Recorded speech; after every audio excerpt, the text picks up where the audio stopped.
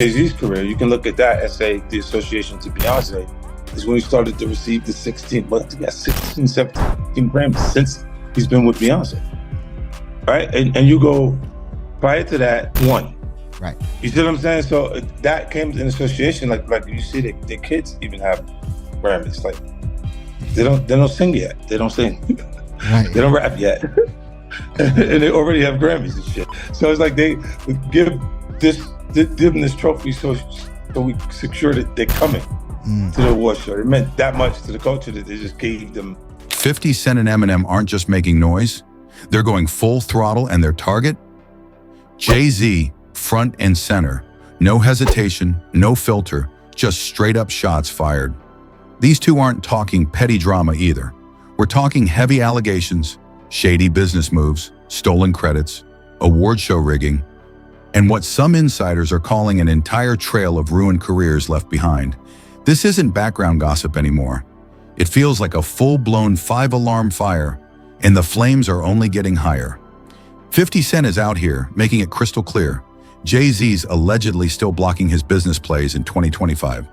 Can you imagine? After all these years, the same game, the same tactics.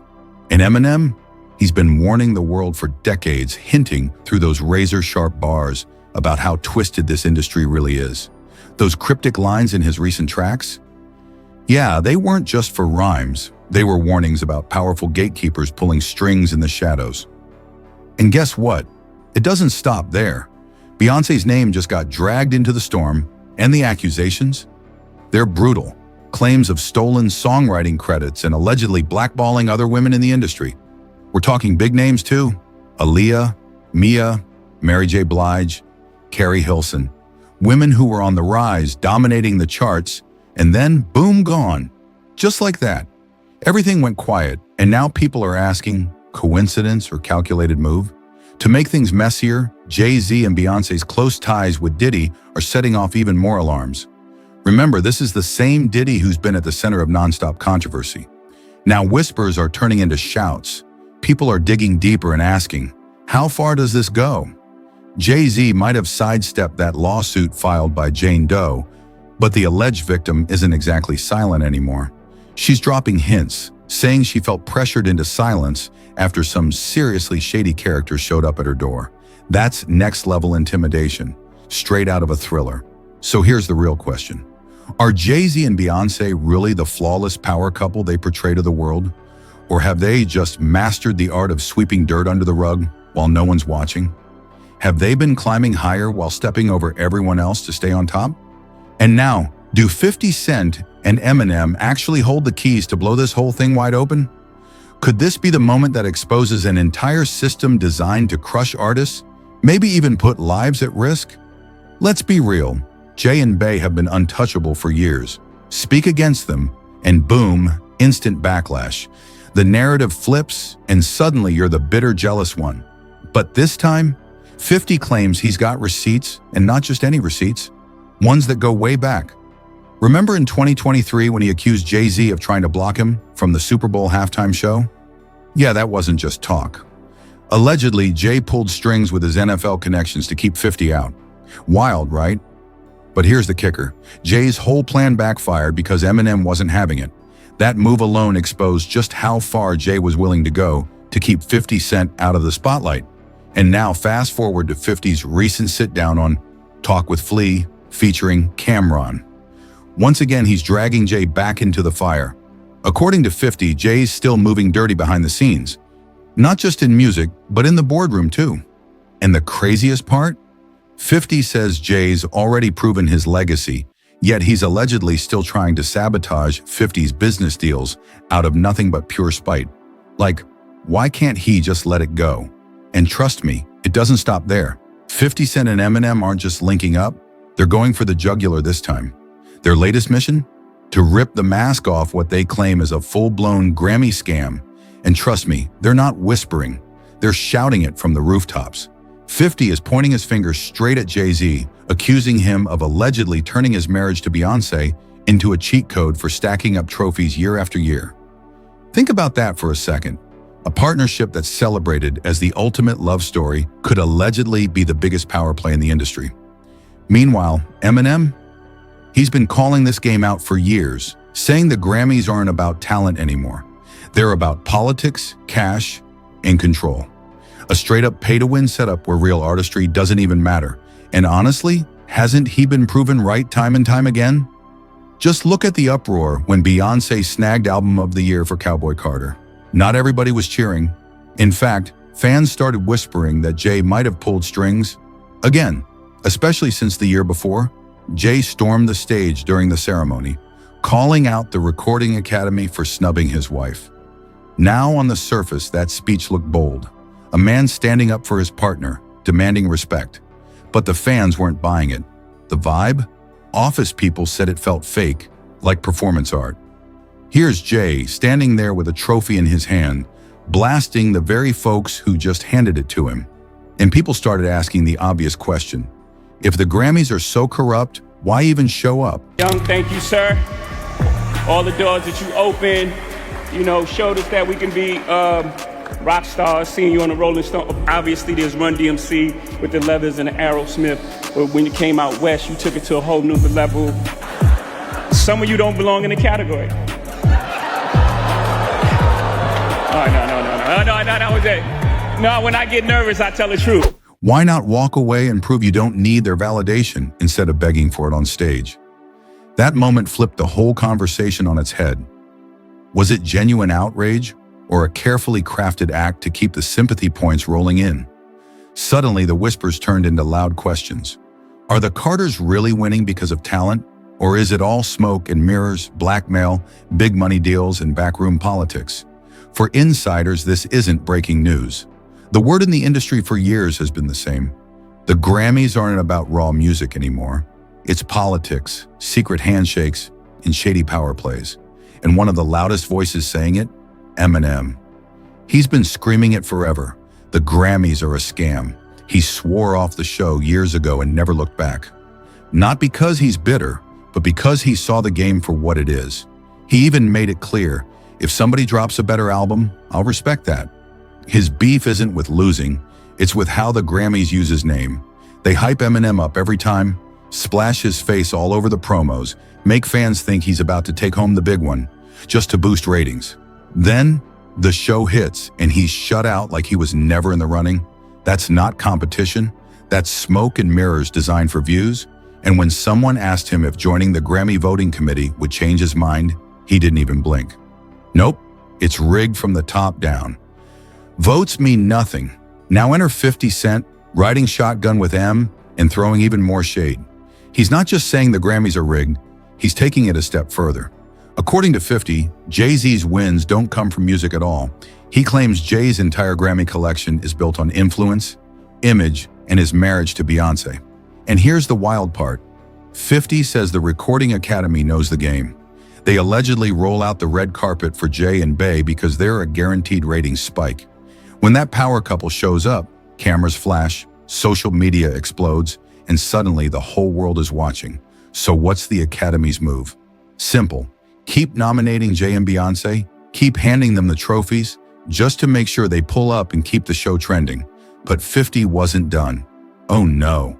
On his recent appearance on the Flagrant podcast, he cranked it all the way up. 50 straight up said that Jay's entire empire, all those Grammy accolades, isn't really about raw talent. It's about strategy. It's about optics. And then he dropped the real bomb. He suggested that Jay and Beyonce's marriage might not even be what it seems. According to him, it could all be a contract, a carefully constructed deal designed to maintain power, secure the biggest bag, and dominate the industry. Crazy, right? But here's the thing. It's not just 50 saying Jay plays dirty to stay on top. Others are starting to speak up too.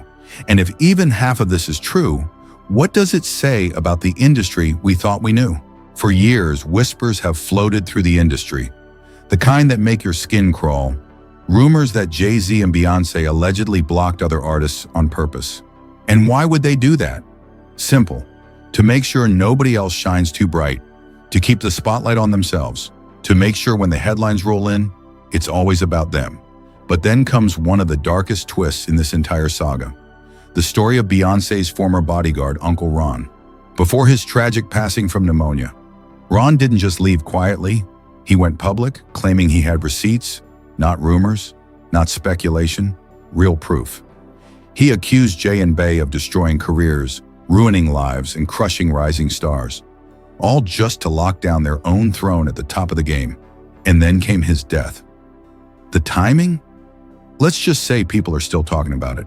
Was it just bad luck, or was there more to the story? That's the kind of question that keeps people up at night. And then there's Jaguar Wright. You can't leave her out of this conversation. Jaguar isn't just another critic. She used to be in the circle. She sang backup for Jay-Z back in the day. But now, she's one of his fiercest, loudest detractors. She's been spilling some heavy tea, accusing Jay of being connected to some of the darkest stories in hip-hop. The first time I ever saw Jay-Z or even heard him spit a rhyme was at an MC battle, street battle in New York.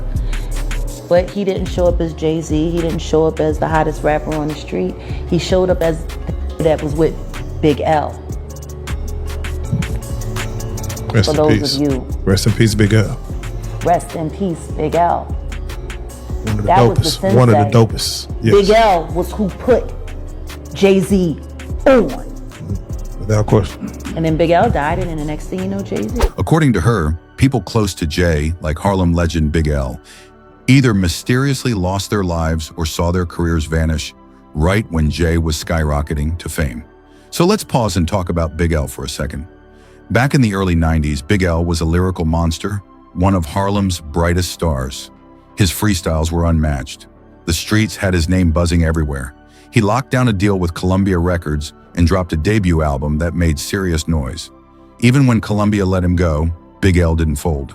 He set up his own label, hustled hard, and was lining up a comeback that had people excited. That's when Dame Dash, co-founder of Rockefeller, started paying attention. Big L was on the verge of that big break, but then it all came crashing down. February 15th, 1999, Big L was gunned down in a Harlem drive-by. Just like that, gone. And here's the craziest part. Decades later, the case is still cold. No justice, no closure, no answers. And if you ask Jaguar Wright, she's not holding back. She's fully convinced Jay-Z might have had something to do with it. That's the level of suspicion swirling around his name right now. And from one legend to another, we shift to DMX. The game is bullshit, man. The game is bullshit. If you want to rap or sing or whatever, don't become a part of the game. You know what? Listen to a song I called The Industry. And that pretty much explains, it was saying what it's about, the industry. Man, it's not the same. The industry, it's not a f***ing game. The industry, real is dying to get in the industry just to find they don't fit in. The industry ain't what it used to be. The industry's trying to control the way you MC. They want you to dress like this and talk like that, but I'm going to dress like this and talk with the gap. The late, great DMX was one of the few rappers bold enough to step up and call Jay-Z out to his face. X always said Jay moved sneaky, that he was jealous, bitter, and obsessed with control. And when Jay slid into the president's chair at Def Jam in 2004, things went from shady to full-blown war. DMX had been the backbone of Def Jam, 5 back-to-back #1 albums from 1998 to 2003. That's dominance. But when it came time for him to drop his 6th project, Year of the Dog, again, X claimed Jay deliberately stalled the release just to clear the stage for his own comeback. If that's true, that's not competition. That's a straight-up power play. And X didn't keep quiet. In 2005, he dropped The Industry, a track that laid it all out, exposing the backroom politics and the sneaky games nobody wanted to talk about. And here's what'll make your jaw drop. Almost everything X rapped about back then, still happening today. Even Irv Gotti, someone who knows the industry inside and out, confirmed it. He said Jay was jealous of DMX. Irv even claimed that Jay and his mentor, Lear Cohen, used to sit back, laughing, convinced DMX would never blow up. But X proved them dead wrong. He became a giant, and maybe that's why Jay allegedly made sure X's path was never smooth again. And Jay's name doesn't stop there. It just keeps popping up. Take Beanie Sigel. Beanie's talked openly about how it always felt like someone was pulling strings to keep him down. He even claimed Jay would drop his own albums around the same time as Beanie's, flooding the spotlight so Beanie's numbers never climbed too high. Almost like there was an invisible ceiling, a set limit Beanie was never allowed to break. Sure, Beanie admitted to making mistakes, especially with his legal troubles. But even then, it's hard not to wonder, was it all just bad timing, or was someone making sure he never rose too high? Beanie Sigel didn't sugarcoat it, he laid it bare. He admitted his legal troubles and personal struggles played a role, but there was something else he couldn't shake. Why every time I dropped an album, Jay dropped right on top of me? That question haunted him for years. It wasn't just bad luck. It wasn't coincidence. According to Beanie, Jay-Z made sure he never had room to breathe. Every release, every rollout, Jay allegedly timed his own projects to crush Beanie's momentum. My mind wasn't where I'm at now today. Like, I used to have questions like, why every time my album dropped, Jay would drop right on top of me. He wouldn't let me breathe or right before me. Like, I was always close. And I never understood that every single album that I dropped, Jay dropped right on top. And it was like, damn. Like, to have in-house competition at that magnitude was crazy.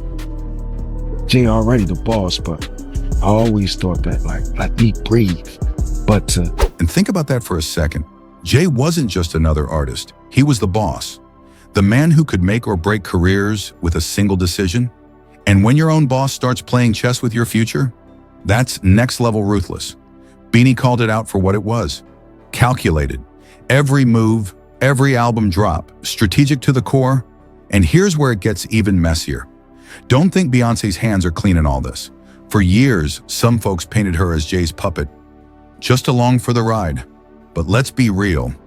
Does that even make sense? There's no way Beyonce stood by his side through all these power plays without being part of the game. If anything, she's been running the board right next to him, allegedly clearing out anybody who even looked like a threat. Need proof? Let's rewind to the Destiny's Child days. When Beyonce stepped out solo and started getting close to Jay, something strange went down. Rising star Ameri was heating up, making serious noise with her own unique sound. Then suddenly, poof, her momentum vanished. Why? According to whispers, Jay allegedly pulled producer Rich Harrison away from Ameri right when she needed him most. And who's Harrison? The mastermind behind Ameri's smash hit One Thing, a track that shook the industry with its wild, fresh vibe. Now compare that to Beyonce's Crazy in Love. The similarities? Let's just say fans still debate whether Beyonce borrowed more than just inspiration after Harrison jumped ship. Coincidence or calculated move? And it doesn't stop there. Enter Keri Hilson, a name that should have been bigger than it ever got. She had the voice, the hits, the look. But what happened? Things spiraled after what many call a setup. Word on the street is Keri's own producers allegedly tricked her into recording a diss aimed at Beyonce, a move that torpedoed her image overnight. Keri tried to deny it, tried to clean it up, but the damage was done. And when she later refused to hold a magazine cover featuring Beyonce and Jay-Z, game over. That single act sparked a storm. The Bay Hive went nuclear. Social media dragged her through the dirt. Fans confronted her in the streets. Keri Hilson went from rising star to public enemy in record time. But behind all the chaos, whispers started swirling. People started asking questions. Was this really just fan drama? Or was there a bigger machine working in the shadows? Because one thing's clear, every time someone stands too close to Beyonce's throne, they seem to vanish just as fast as they rose. And that's no coincidence. Some folks believe Keri Hilson's downfall wasn't accidental at all. They think Beyonce may have orchestrated the entire thing from behind the scenes. According to certain insiders, Beyonce allegedly had people planted inside Keri's own circle. People who nudged her in the wrong direction. And what was the result? Keri was allegedly steered into recording a diss track aimed at Beyonce, while Beyonce kept her image spotless, playing the innocent victim in public. Fast forward a few years, and in a 2020 interview, Keri dropped a quiet bombshell. She admitted she'd been pressured. That track, she didn't really want to do it, and the backlash she got afterward, it was very real. The fallout wasn't just fan outrage. It felt like career sabotage wearing a disguise. In her own words, Keri described what it was like to be a young woman in the industry, cornered by powerful people giving her ultimatums. You don't feel like you have a choice, she said. It was do this or this. The message was clear: comply or get crushed. And when she pushed back, the system allegedly pushed even harder. That's the cost of standing up for yourself too early, when you haven't yet built the power to fight back. And Carrie isn't alone. You can't forget about Kelis. She called out Beyonce for using her iconic hit Milkshake, without permission, without credit, without even a heads up. The wildest part? Kelis didn't find out through her team or the label. She found out the same way we all did, through the internet. She posted, "I heard about this the same way everyone else did. Nothing is ever as it seems. Some people in this business have no soul or integrity, and they have everyone fooled." Kelis later broke it all down on Instagram, saying this wasn't just about a sample, it was about respect. And she made a painful but powerful point. In a world where there are so few successful Black women in music, there should be solidarity. A simple phone call, a heads up, a sign of basic respect. "It's not that hard to contact me," she said. "It's just common decency." But instead of a response, Beyonce silently removed the sample and said nothing. No apology, no public comment, no ownership, just silence. And then there's Mia, a name that should have shined brighter, lasted longer. But instead, she faded from the spotlight, fast. And according to industry whispers, it wasn't random. Mia has openly hinted that after allegedly rejecting Jay-Z's advances, everything changed. She described the industry as a dangerous place, full of powerful figures who abuse their status, putting young female artists in vulnerable positions. She chose not to play the game. She said no. She walked away. But that decision, one rooted in self-respect, allegedly came with a price. Mia's image took hits, her career slowed down, and her name slowly faded from mainstream buzz. Now take a step back and look at the big picture. 50 Cent, Eminem, Kelis, Mia, Jaguar Wright, DMX, Beanie Sigel.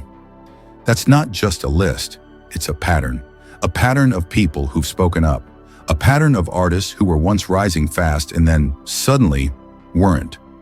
So now we have to ask, are Jay-Z and Beyoncé simply protecting their empire at all costs? Or are they, as some claim, sabotaging the competition behind closed doors while keeping their images squeaky clean in the public eye? And here's the thing. This list, it's not even complete. If you know someone else who got caught in the crossfire, drop their name in the comments right now. What do you think? Are the Carters really as untouchable as they seem? Or just masters at hiding the chaos behind velvet curtains?